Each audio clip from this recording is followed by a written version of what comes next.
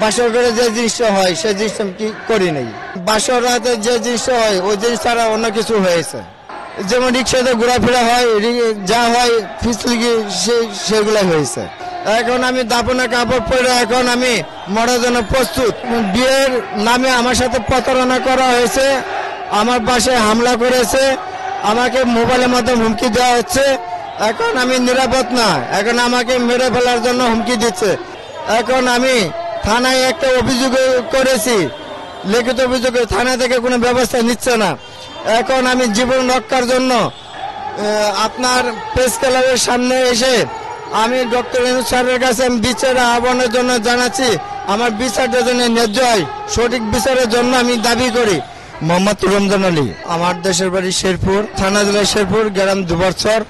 আমি থাকি ঢাকা 14 নম্বর সেক্টর, 21 নম্বর রোড, 15 নম্বর প্লটে থাকি। আমি একই সাথে থাকি। এই মেয়েটার নাম হচ্ছে সীমা আক্তার। এই মেয়েটির বাসা আর আমার বাসা একই সাথে। এই মেয়েটির ফ্যামিলি আমার সাথে বিবাহ ঠিক করে, বিবাহ ঠিক করার পরে আমার সাথে প্রতারণা হয় আমার সাথে। যেহেতু বিবাহ ঠিক, আমাকে কিছুদিন পরে বলে যে আমার বাবা একটা মামলা আছে, মামলাটা ডিসমিস করব কিছুটা। আমি তখন বলি তোমার বাবার কি মামলা? সে বলে যে আমার বাবা একজন মানুষকে মেরে ফেলেছে, হত্যা মামলা। তো তখন যেহেতু আমি বিবাহ ঠিক, আমি বলি যে টাকা যদি দেই তাহলে তো আমি কিছু প্রমাণ রেখে দিতে হবে। পরে মেয়ের ফ্যামিলি বলে যে আমাকে যে আমাদের কি বিশ্বাস হয় না, আমাদের মেয়ে আপনার কাছে দিচ্ছি, আমাদের কি বিশ্বাস হয় না? তারপরে আমি এগুলো বুঝতে পারি যে যেহেতু মেয়ে আমার সাথে দিচ্ছে, বিবাহ ঠিক, মেয়েও রাজি, আমিও রাজি। এখন মেয়েটি আমার সাথে বিবাহ যেহেতু দিবে, তাহলে ওই মানবাধিক খাতিরে বিশ্বাস করে আমি 1,70,000 টাকা মেয়ের হাতে বুঝিয়ে দেই। মেয়েটি টাকাটা হাতে নেওয়ার পরে তার বোনকে দেয়। তার বোনের নাম হচ্ছে আমেনা, বড় বোন। তার বোনে জানে, বিচার দেয়, বাসায় সবাই এর সাথে চক্রান্ত। তো টাকা নেওয়ার পরে কিছুদিন পরে বলে আমাকে যে আপনি আমার, তখন আমি বিয়ে বাড়ি ঘুরতে যাই মেয়েটিকে নিয়ে। মেয়েটি তখন বললে যে আপনি আমার বিবাহের মধ্যে কি দিবেন? তখন মেয়েটার সাথে আমি সম্পূর্ণ জিনিস শেয়ার করে বলি যে আমার বিবাহ করার জন্য জিনিসপত্র আমার আগেরই কিনা। সে জিনিসগুলো পরে দিন সে আমার বাসায় আসে, তখন আমি দুপুরবেলা ভাত খাচ্ছিলাম। ভাত খাওয়ার সময় সে আসে, সে জিনিসগুলো দেখার পরে বান্ধবীকে দেখানোর বলে এগুলো জিনিসগুলো নিয়ে যায়। নিয়ে যাওয়ার পরে আমার সাথে তখন তার কোনো দেখা সাক্ষাৎ করে না। একদিন দেখা করি, বলি যে সীমা আমার জিনিসগুলো দাও। পরে বলে যে বাসা আছে, পরবর্তীকে দিয়ে দিব, পরের দিন। তারপরে দিন আমার সাথে দেখা সাক্ষাৎ নাই।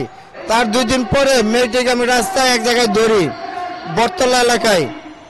তারপর মেয়েটি আমাকে বলে যে আপনি এখান থেকে যাইবেন নাকি মানুষ ডাকবো? তখন আমি মান সম্মান দিকে তাকিয়ে আমি চলে আসি বাসায় চলে আসে। মেয়ের ফ্যামিলির সাথে আমি আলাপ করি বিস্তারিত, যে খালা, আপা, যে মেয়ে সীমা তো আমার সাথে কথা বলছে না, কি কারণে বলছে তা তো আমরা জানি না, মনে দিল রাগ করেছে, আপনি যদি শান্ত থাকেন সীমার আমরা দেখি কি বলে, একটু তাকে বুঝাই। এগুলা আমাকে সাথে দীর্ঘ কথাবার্তা হয়। তারপর আমাকে বলে যে আমি সীমাকে বোঝাচ্ছি, আপনি কারোর সাথে কিছু বললেন না। আমি সীমা যেহেতু আপনার সাথে বিবাহ হবে, সীমা কিনে রাগ করেছে তা জানি না, তার বড় ভাই মনে রাগারাগি করেছে তার জন্য। তারপরে প্রত্যেকের সীমার সাথে যে বিবাহ তো ঠিক, তারপরে প্রত্যেকে আমার সাথে সম্পর্ক ভেঙে দিছে। তার মাঝখানে হৃদয় নামে একটি ছেলে সাথে চলে যায়। তার বাবা চা দোকানদারি করে। তারপর ওই ছেলেটির বাবার নাম হচ্ছে সোনা মিয়া, বাই ওয়ার্কশপের সামনে থাকে। এখন আমি এর বিয়ের নামে আমার সাথে প্রতারণা করা হয়েছে, আমার বাসায় হামলা করেছে, আমাকে মোবাইলের মাধ্যমে হুমকি দেওয়া হচ্ছে। এখন আমি নিরাপদ না, এখন আমাকে মেরে ফেলার জন্য হুমকি দিচ্ছে। এখন আমি দাপনা কাপড় পরে এখন আমি মরার জন্য প্রস্তুত। এখন আমি থানায় একটা অভিযোগ করেছি, লিখিত অভিযোগ, থানা থেকে কোনো ব্যবস্থা নিচ্ছে না।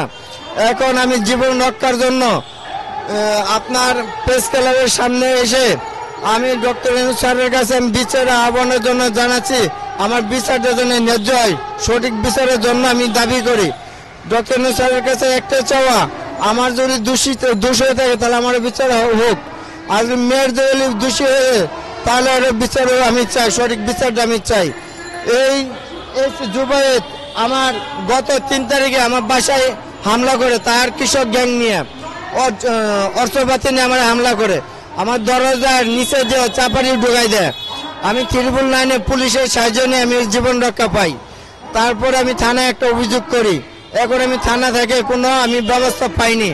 আমি ডক্টর ইউনূস স্যারের কাছে আমার একটাই জিনিস চাওয়া, আমার বিচারটা যেন স্যার সঠিক হয়, সে বিচারের দাবিতে আপনার কাছে চাওয়ার জন্য আমি ওই জায়গায় আমি এসেছি। মেয়ের মেজু ভাই যে আগে ছাত্রলীগ ছিল, এখন বিএনপি প্লাবনের সাথে ঘুরে। মেয়ের বাড়ি নরসিংদী রায়পুর, না গ্রামের নাম জানি না। পরিচয় একই জায়গায় থাকি, জি একই জায়গায় একই বাসায় থাকি। জি মেয়ে যখন বিবাহ ঠিক, আমার বাবা মা আমার বাবা না মা আছে, আমার মার সাথে সে দেখা করে, আমার গার্জেনের সাথে দেখা করে। দেখা করার পর আমার গার্জেনের কাছে বললে আসছে যে হ্যাঁ বিয়ে হবে, সেখানে বললে আসছে। মেয়ের সাথে সম্পর্ক 6 মাস।